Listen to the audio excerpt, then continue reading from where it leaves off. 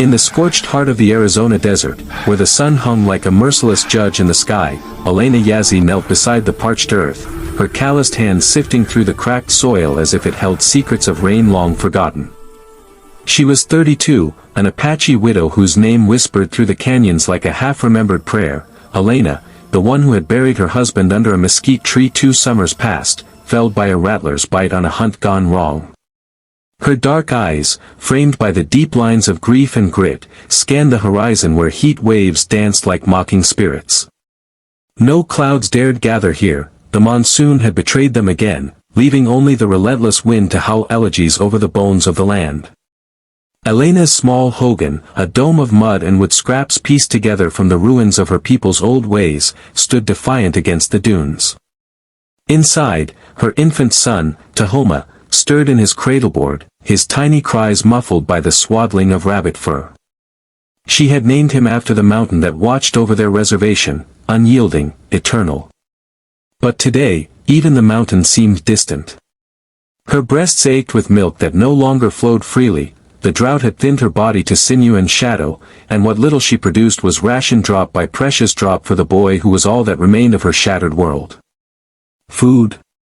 A handful of withered pinyon nuts from last fall's meager harvest. Water. A single clay olla, half empty, guarded like a talisman against the thirst that clawed at her throat. It was on this blistering afternoon, as the vultures wheeled overhead in lazy judgment, that the stranger appeared. He stumbled from the shimmering veil of heat, a ghost in tattered denim and a faded army jacket, his face smeared with the red dust of miles untold. He was no more than 20, with the hollow cheeks of a boy who'd chased dreams too far from home. His name, she would later learn, was Javier Ruiz, a migrant from the valleys of Sonora, Mexico, who'd crossed the border under the cover of stars, seeking work in the copper mines of Bisbee. But the coyotes had abandoned him in the Badlands, stripping him of his pack, his water skin, his very will to live. He collapsed at the threshold of her hogan, his lips cracked like the arroyo beds, murmuring in a fevered mix of Spanish and English, agua, por Dios, water. Elena's heart seized, a familiar ache blooming in her chest, the echo of her husband's last breaths, gasping for air in the shadow of that cursed tree. She could turn away, the reservation's elders whispered of outsiders who brought nothing but trouble, their footsteps trampling sacred ground. But as Javier's eyes fluttered shut, revealing the boy beneath the man, eyes the color of storm clouds over the San Francisco peaks, she saw not a threat, but a mirror of her own fragility. In that moment, with the desert's furnace breath on her neck, she chose. She dragged him inside, her muscles screaming in protest, and laid him on the woven mat beside Tahoma's cradle. From the olla, she trickled a palmful of water between his lips, watching it spill like tears down his chin. Hours blurred into a vigil of whispers and sweat. Elena brewed a weak tea from creosote leaves, its bitter tang the only medicine she knew for heatstroke's fire. Javier thrashed in delirium, calling for a mother he'd left behind in a village of adobe and agave, for a father lost to the cartel's shadows. She bathed his forehead with strips of her faded skirt, the fabric once bright with the red clay dyes of her grandmother's hands. Tahoma fussed, his own hunger a sharp cry that pierced the haze, but Elena hushed him with songs of the old ones, chants of water spirits dancing in hidden springs, of eagles carrying the weary to safety. As night fell, stars pricking the velvet sky like promises unkept, Javier's fever broke. His eyes opened, locking onto hers in the flicker of a single candle stub. "Quien eres?" he rasped, voice like gravel under boot heels. "Elena," she replied softly, her Navajo-laced English carrying the rhythm of canyon winds. "You're safe now. Rest." He tried to sit, wincing as pain lanced through his dehydrated limbs. I have nothing to give. No money, no." "Shoo," she interrupted, pressing a hand to his shoulder, feeling the fever's remnants pulse beneath her palm. "The desert takes what it wants. We give what we can." In the quiet that followed, as Tahoma nursed fitfully at her breast, Elena felt the first stirrings of something she thought buried with her husband, connection. Javier's presence, uninvited and unearned, cracked open the shell of her isolation. He spoke haltingly of his journey, the barbed wire scars on his palms from scaling the wall at Nogales, the nights huddled in washes with scorpions for company, the gnawing fear that freedom's price was his soul. She listened, sharing fragments of her own story, the raid that scattered her family as a girl, the love that bloomed fierce and fleeting with her husband under harvest moons, the widowhood that left her adrift in a world that revered strength but offered no solace. By dawn's pale light, Javier could stand, though his steps were those of a fawn testing new legs. He helped her gather the scant wood for a fire, his hands trembling as he stacked twigs with the reverence of one who'd seen fire as both savior and destroyer.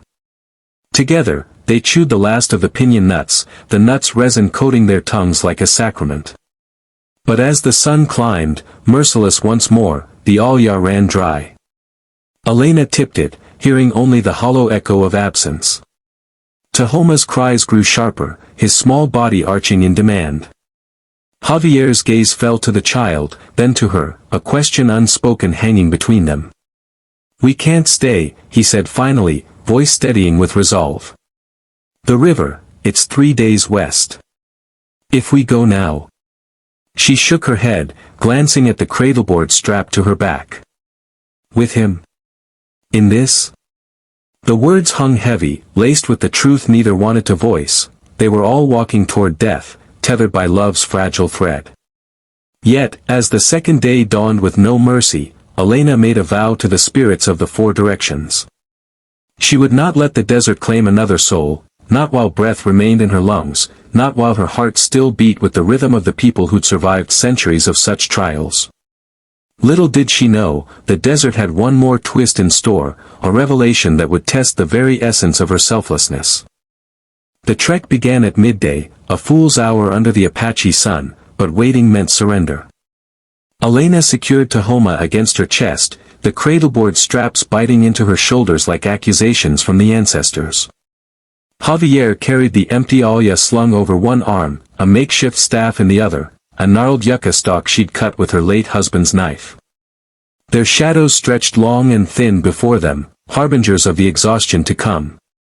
The terrain was a labyrinth of cholla cactus and jagged lava rocks, each step a negotiation with thorns that drew blood as freely as they breathed.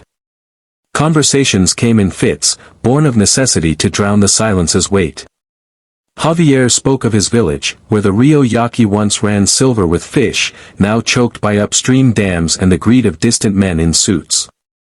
"My madre," he said, wiping sweat from his brow, "she'd say the river remembers. It swells and floods to wash away the sins." Elena nodded, thinking of the little Colorado, her people's lifeline, reduced to a trickle that mocked their ceremonies. "Ours too," she murmured. "The water spirits don't forget.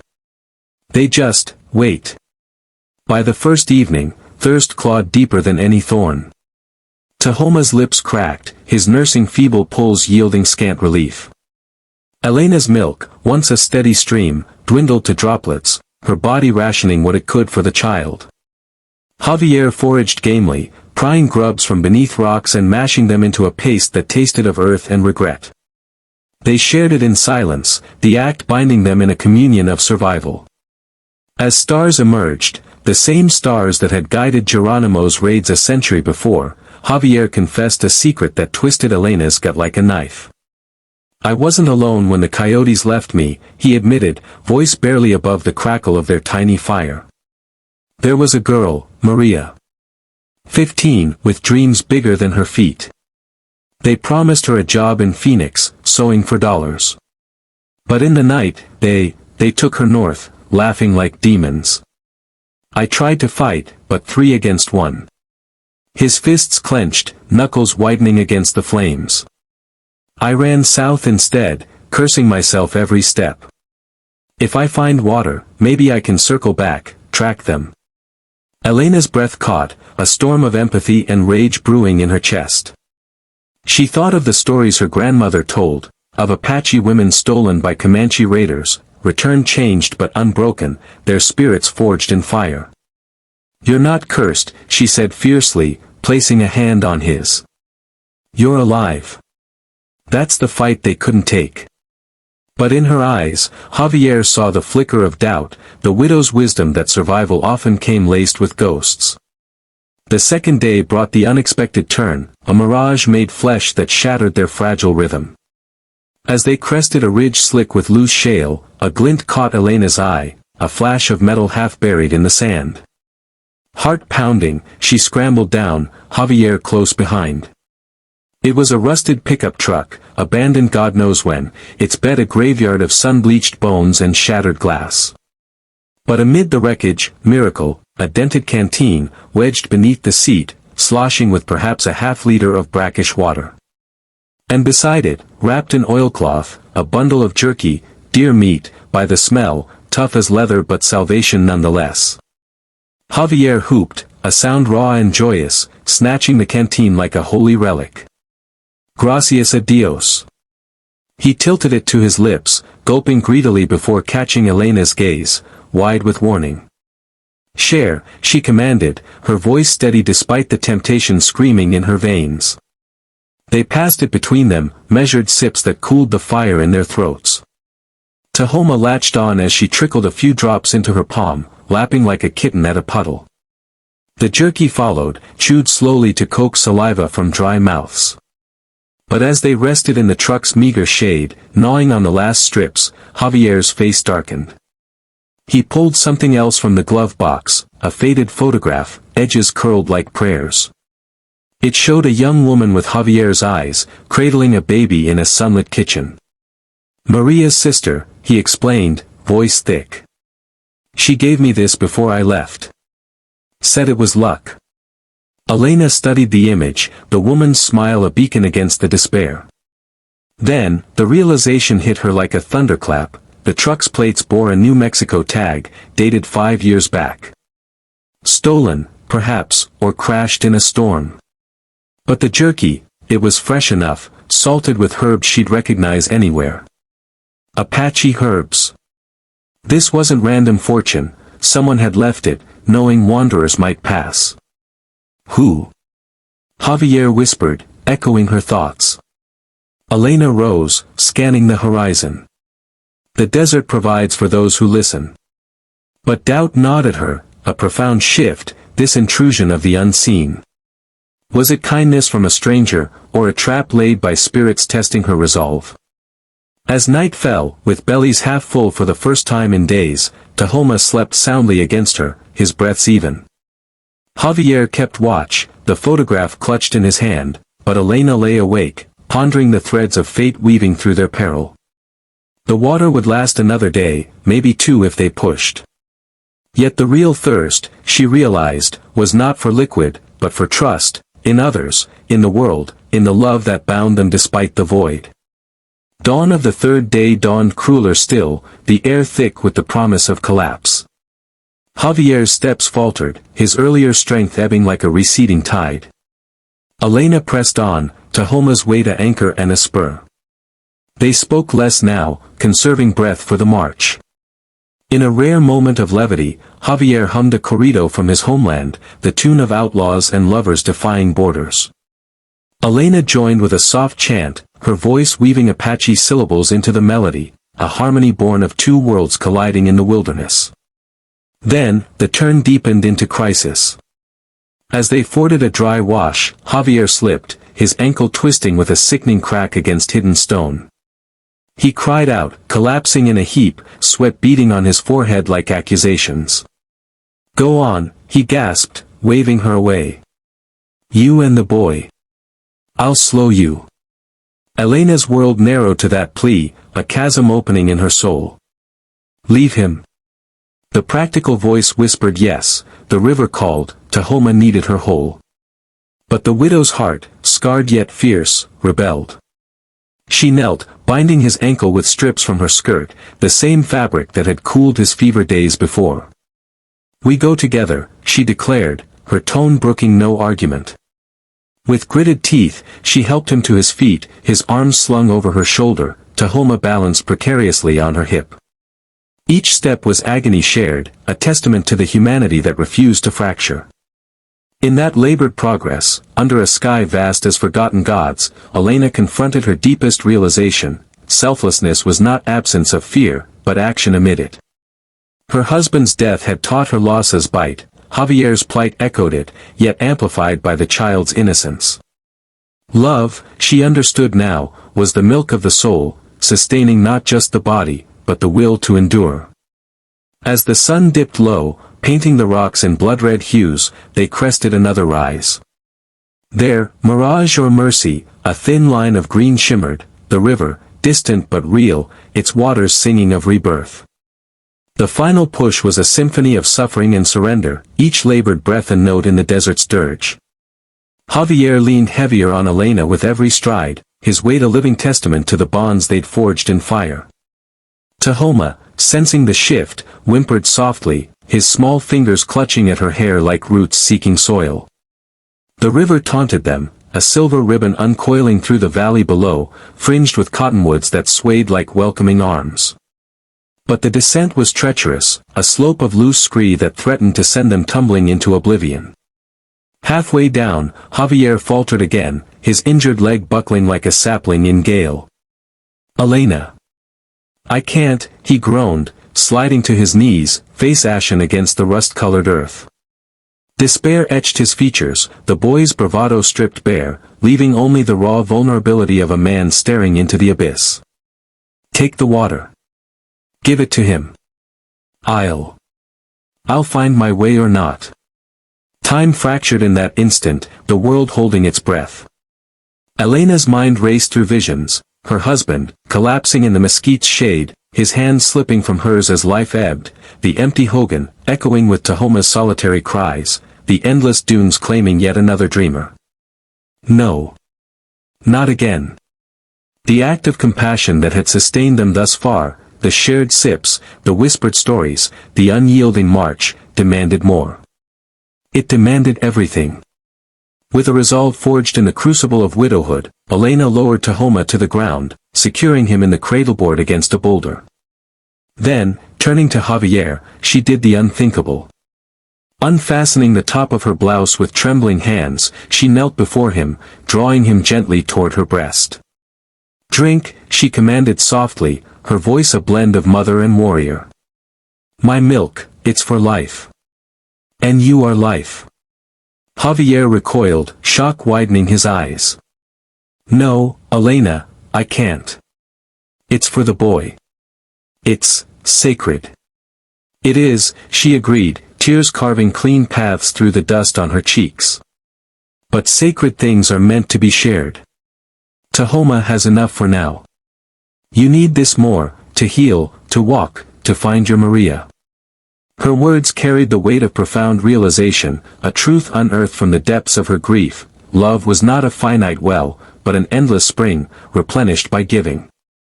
In that moment, the desert's cruelty receded, replaced by the warmth of her offering, a widow's milk, infused with the essence of Apache resilience, flowing not just as nourishment, but as absolution. Hesitant at first, then with the desperation of the parched, Javier accepted. The act was intimate, profound, transcending borders of culture and shame, a mother's gift extended to a stranger, halting death's advance with the purity of selflessness. As he drank, strength seeped back into his limbs, the milk's sweetness a balm against the venom of thirst. Tahoma watched with wide, uncomprehending eyes, and Elena sang, a lullaby of the white-painted woman, the Apache maiden who birthed the world from her own unyielding spirit. The song wove around them, a shield against the gathering dusk. Revived, Javier rose, his ankles still tender but bearable. Together, they gathered Tahoma and pressed on, the slope yielding to flat ground at last. The river met them with a rush of cool embrace, its waters clear and cold, bubbling over polished stones like laughter long suppressed. They plunged in fully clothed, the shock-stealing breaths turned to gasps of joy. Elena cupped handfuls to Tahoma's lips, watching his thirst quench in rivulets down his chin. Javier drank deeply, then splashed her face with playful abandon, the first smile cracking his lips in days. They camped that night on the riverbank, a fire crackling from driftwood scented with sage. Fish speared on sharpened sticks roasted golden, their flesh flaky and rich. As flames danced, Javier unburdened the rest, Maria's trail led north, toward the lights of Tucson, where whispers spoke of safe houses run by kin to the lost. "I'll go," he vowed, eyes reflecting the fire's glow. "But not alone in spirit. You've given me more than water, Elena. You've given me hope." She smiled, cradling Tahoma as he nursed contentedly, the flow restored by rest and river. "And you've reminded me," she replied, "that we're all wanderers. The desert tests us, but humanity, it bridges the sands." Weeks later, word rippled through the reservation like wind through reeds. Javier had reached Tucson, his ankle mending under the care of a curandera who knew the old ways. Maria was found, battered but breathing, in a shelter funded by unlikely allies, farmworkers and activists who'd crossed paths in the fields. Elena heard the tale from a trader's radio, static-laced but triumphant. She stood at her Hogan's door, Olya brimming from the monsoon's belated kiss, and wept, not tears of sorrow, but of release. In the years that followed, Elena Yazzie became more than a widow, she became a beacon. Her story spread beyond the canyons, told in powwows under starlit skies, in community centers where Navajo and Mexican families gathered, in schools where children learned that borders were lines on maps, not walls in hearts. She opened her home to the weary, offering not just milk and mesquite tea, but the greater sustenance of stories shared. Tahoma grew strong, his laughter echoing the river's song, a boy who knew the taste of survival sweetened by kindness. And Javier? He returned once, under harvest moons, with Maria at his side, her belly rounded with new life. They brought seeds from Sonora, agave pups that thrived in Apache soil, a living bridge between their worlds. As they sat by the fire, hands entwined, Javier raised a cup of river water in toast. "To Elena," he said, "who stopped death with love. In a world fractured by thirsts of every kind, for justice, for belonging, for mercy," Elena's act rippled outward, a reminder that humanity's true power lies not in hoarding, but in pouring out. The desert blooms not from rain alone, but from the wellsprings within us, fed by selflessness that defies the dry winds of despair. So let us drink deep of that milk of the soul, and in giving, find ourselves renewed, hopeful, whole, forever connected in the great, unending river of compassion.